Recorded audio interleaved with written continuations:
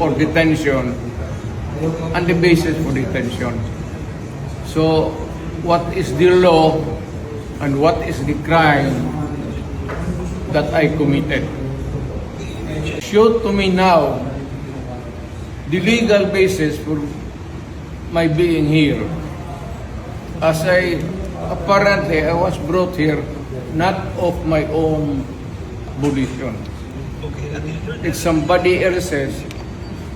Kung hindi ibang tao, ikaw siguro, because this is your structure. So you have to answer now for the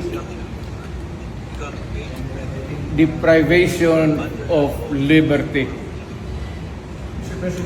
And there's naman doon blooper, puro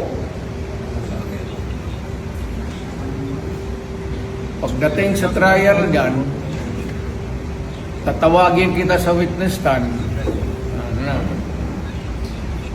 Sabihin ko, you're the person who arrested me. May I know the reason why?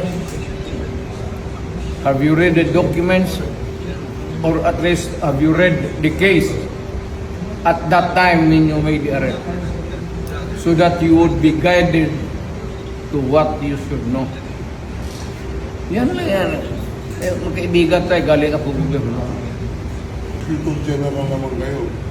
Alam mo ba na hindi man lang siya na-serve kung anong kaso kung pinag-charge sa kanya ngayon? Hindi niya alam. No? Kahit na PI man lang. Alam mo, ang charge sa kanya nasa dyaryo lang. And then, hindi pa kayo na, ganito ginagawa natin. Sumusunod tayo sa isang entity na hindi na tayo member. Nag-withdraw na tayo. And yet, sir, you are the Prosecutor General. Yes. You know how to exercise due process. Before you can even file charges, you have to file a complaint. We have to file a counter affidavit. Without doing those procedural process, here we are being issued a warrant of arrest, a questionable warrant of arrest.